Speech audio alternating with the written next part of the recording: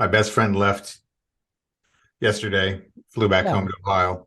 How'd it go? How was the visit Good. with Rick? It was good. We always have a good time. We always get along really well.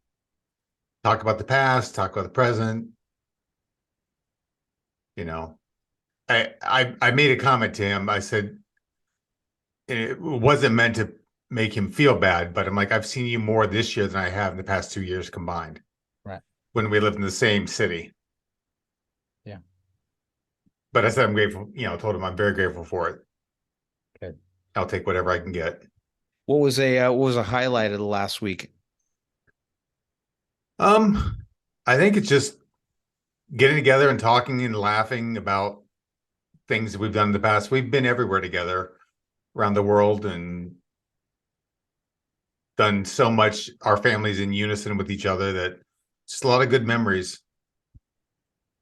Yeah. A lot of good memories. How's your treatments going? So far, so good. Number 10 down, number 11 next week or the week after next. And then I skipped 2 weeks because the next one would fall on the 4th of July holiday. So Yeah. I actually get 2 weeks of respite from getting chemicals dumped into me. Yeah, yeah, right. And just I mean, obviously all these things are all always dependent on check in, what's going on, what's the status of stuff. And so if it feels like that there's just a continual if there's continual forward motion, then they just continue to keep you on the treatments. Yeah. And also you're not having radical as heavy as the heaviest stuff that you're getting, and you're not having adverse reactions. It's like, okay, well, it's in a sense, it's like this medicine is working. Let's keep this going. Yeah.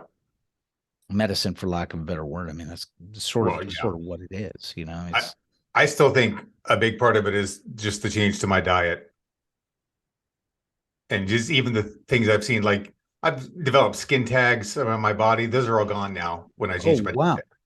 They're really, all gone. Yeah. really. When did you develop the skin tags? You'd had them from a while back, or no? I've had them for a couple of years now, 3 or 4 years. So the skin tags. So you started developing them several years back, and then you're thinking that. Are you thinking it's part of the diet thing, or are you thinking it's part of the chemo as well? I think it's part of the diet because I started noticing them disappearing before I started chemo. Like So I, falling off, or what's the deal? they just go away. I don't know what happens to them. I had some under my arms before Yeah. Hmm. and one on my neck that always used to annoy me because of where my collar hits, and Yeah. they just all disappeared. Again, sorry, old hat stuff. What would you say are the biggest changes that you've done with the diet? No sugar or limited sugar. I've like I had a little bit of peach ice cream last night because it just sounded so freaking good. So I'm not gonna deny myself everything all the time, Anyway. but very limited sugar intake. Mostly as much as I can do all natural foods. Mm-hmm. Nothing with preservatives in it, nothing with adverse chemicals in it other than what's in nature. Look at you. Now, does that mean that you'd have to make your own bread from hand? I get it so I go to the grocery store, but I go to the bakery and get fresh bread that's been made there, not the bread that they sell on the shelf with all the preservatives. Yeah, right. It's pretty cool. In fact, I just had a nice half loaf of sourdough. Nice thing is now they'll sell me half loaves because I can't do a whole loaf. Good. Uh, butter for you? Butter? Butter, olive oil, coconut oil, You no have seed oil. coconut. Do you have coconut oil on your? Do you have coconut oil on your bread? No, Olive oil and maybe butter. I butter on the bread. Butter on the bread, not really like Yeah. olive. But I switched. I don't do any seed oils. Okay. And when I go out, I ask them if they can cook things in butter rather than cooking them in seed oils. Nice. Look at you. Okay, man. Very cool. Seed oils are horrible for you. Yes. Yes, I have heard this as well. It's one of those things where you just go, and again, right? You're an extreme. Isn't it so weird? We don't like. Could you imagine if you were doing this stuff like 5 years ago, right? Like Oh if yeah. you know what I mean? And we do the things that we don't want to do, right? We do Yep. we do the things that are bad for us, you know. It's such a terrible cycle that we're in. Yep. Crazy. Let's do this. Let's talk while we're here talking. Let's talk let's jump into this. Sounds good. Let's jump into 1 month Buffalo. Week 3. Week 3. I'm going to read it out loud. For those of you that are seeing this, you can always get this over I'd rather be a buffalo.com/free journal. This is the 1 month Buffalo journal that we've been doing. Again, finding out insight. I'm going to sneeze. Bless you. Finding Good out. one. Thank you, Duncan. You'll probably see my son Duncan in the background. There's nothing you can do about it. Insight through writing. Here comes Duncan to say thanks. Thank you, buddy. Appreciate it. Go take a break. Thanks. Okay. Week 3, identify someone who you admire for their sense of purpose and fulfillment. I'm just going to say this before we dive into this a little bit. We've just been completing some of the stuff for the year-long Discovery Journal that will be coming out soonish. It's always good to take a look at examples. Like examples for me are a huge thing. Like who is someone that I'm looking at that I feel like, and I have to battle this, Doug. I don't know if you run into this. There's a fine line between who am I looking at and admiring that I want to model, and then also being careful to make sure that I'm not dipping into envy. Envy is a big character defect that I have to fight a lot, because there's a lot of times where I look at people and what they're doing and just kind of going, how come they get that? Or why don't I have that? You know? So I think that there's a clear distinction. I don't know if you've had those feelings or not. Probably the same side of envy is idol worship. So I tend to idolize people who seem to have it all together and are doing everything I wish I could be doing. Totally. And I had an uncle, and we always swore if he tripped over a shell on the beach, it'd have a pearl underneath it. He just everything always seemed to go his way, and I've always fought and struggled for everything I've been able to achieve, and fought and struggled and trying not to take credit for myself, to give God the credit, which makes it even harder. But there are those people out there that I've always admired for their passion and purpose in life. They know what they're here for, and they do it. Whether that's a musician who is just outstanding in their field, or a writer, or a professional counselor. I'm just always amazed that there are certain people who just seem to have fallen into it. And I think I've fallen into it later in life. Yeah. But that's okay. Churchill didn't come into his own until later in life. Vera Wang, the dress designer, was like 40 something when she designed her first dress. Yeah. All these people that the world looks up to, not all of them were starting out in their 20s. In fact, I think that's the problem we've got with these 20-year-olds right now, is that a lot of them are feeling that they need to do everything that they're purposed to do now, and not grow into it. So, well, and the other side of this too is the idea of, I think that you and I have talked about this over time, jettisoning this idea of going, it's too late for me. right. I've missed it. It's like you ain't done until you take your last breath on this earth and open your eyes in the kingdom. You know, like as long as there's breath in your body, you're still doing God's work and purpose here, whatever that is.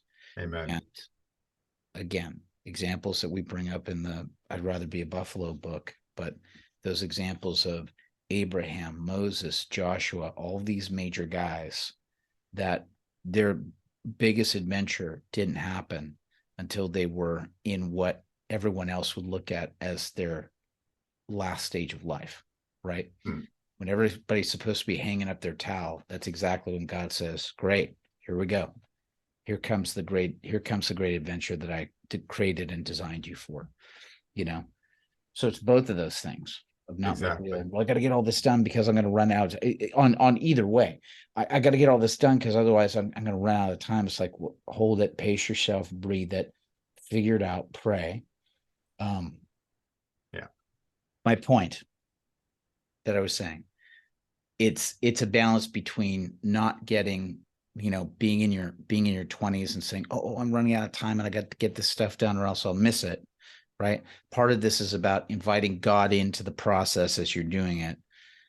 But then the other side of it is not being in a defeatist, throw up your hands or, well, that's it. I'm just going to roll over and die now because it's all done. It's like, no, you're not done yet. Keep going. Whatever that is, whatever that's supposed to be. Right. So, And the fallacy of it is not everyone's called to do one thing. nope. Sometimes God would be just as happy as if you found passion in the moment of what God is calling you to do in that moment of time, whether it's to encourage someone, to love your neighbor, to be there for a friend who's hurting, to open your mouth and share the gospel, share the good news in that moment. God will do more with that type of passion, to be willing to be used by the Holy Spirit in the moment, than someone who's got, here's my life's direction and work. We all think we need that, but we don't necessarily need that. Well, I think I think you bring up a really good point, which is get so jammed up. I know that this is a big thing for me. I get so jammed up and thinking, God, this is it. I know exactly how my life should go. Thank you, Father. Here it is. It's like we present to him our plan of how we see it. And it's like he just kind of goes, no, right? I have something so much better for you that, and the thing that we're all proud of and just like, aha, here's my plan. He just goes, no, I've got No. something that's so more beautiful and unbelievable and, and something that will get you to me in heaven. That's what you need. That's what you need, So my son at the door. Hold on. Okay. Donkey, go take a break, please.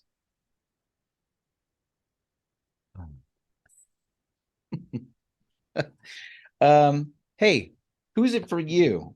There's somebody that comes to mind for me with this. But is there someone that comes to mind for you when you think about somebody that you admire with their sense of purpose and fulfillment? So this is where my geek comes out. There are a lot of authors out there that I've grown up with that just seem to they what they were doing was what they were intended to do in life. Thinking, I mean, I'm going back a few centuries, like to William Shakespeare. Mm-hmm. Like the way he crafts plays and the number of phrases that we use today that came from Shakespeare, it's overwhelming. Oh, yeah. Whether they're insults or odd sayings, Yeah. Shakespeare was a master of words and turn of phrase and able to create very compelling stories, historical or total fiction or fantasy. It was all there. And I'm just always blown away that this is what he was unearthed to do, enrich our lives with plays and poems and sonnets. Yeah. Amazing. I love Shakespeare. I do too. Hamlet's my favorite play. Ditto. Favorite. How Can't about get you? Well, I'll tell you who came to mind for that. And again, it's just sort of a throwaway thing. And here's the great thing when you're working on these journals. This is stuff that can change over time, right? But this is somebody that just sort of came top of mind with this writing prompt. There's a guy who he's a copywriter. His name is Ray Edwards. He's a guy that I discovered, I don't know, maybe 10 years ago. Um, Found him online because of, Michael Hyatt, who does a lot of productivity stuff that I like to follow. And I think Dave Ramsey had mentioned him as well, but they kept mentioning this guy, Ray Edwards, who was known as sort of like a, master copywriter, right? That's his thing. He would write copy for Tony Robbins or all these big companies, all stuff. But I'll tell you the thing that I really admired about him is he, I think when he was just about, I feel like he was either in his late 40s, maybe early 50s. I think maybe about mid 40s, like maybe 45 or whatever, got diagnosed with Parkinson's because he started having the results of it. And it's like occasionally he will talk about it, but he's so transparent with his journey and with his faith walk and not throwing in the towel with this and figuring out inviting God into it and working through it. And, I don't consume everything that Ray Edwards talks about, but I'll tell you, man, watching him go through his journey and still getting after it and coming out with new ideas or new products or really, I'm not saying I'm in the same realm as him when it comes to persuasive copywriting. That's not necessarily my thing. It's something I can do and do well, but he's a master at it. But I just appreciate that he also lays out his flaws and when he's getting it wrong. He shared this thing once that was like, it's a guy that he got diagnosed with Parkinson, started feeling like some of the tremor effects of it. Also right around the same time that he was going, oh crap, I've not been running my business well. I'm $400,000 in consumer credit debt, I've done just disastrous. And, I'm overweight. I'm all, I've got all of this stuff that's going on. I've been diagnosed with what will be a life-ending illness for me. And he just is kind of with what he has just turned around. He actually has a book that's out right now that I'm listening to. It's called Read This or Die. That's the name of the book. Read This or Die. And it's a fascinating premise. And I've heard him talk about it. He has a certain sales technique that he uses in his copywriting. But one of the things that he does is he does like copywriting sales pages, for a product or something that you see. If there's something that you're interested in, whether it's a product or whether it's a class or a lesson or something like that, he's the guy that he takes the format of what used to be, those sales letters that you used to get. Hey, have you ever thought of these? You see it in the back of comic books, right? Remember where they have the things with the guy that does like the muscle stuff, Oh yeah. So when you look at what that little page is on that comic book about like, hey, if you do this, Charles Atlas, that was it, the That was Charles it. Yeah, Atlas Charles thing, right? Atlas. So Ecstasy monkeys.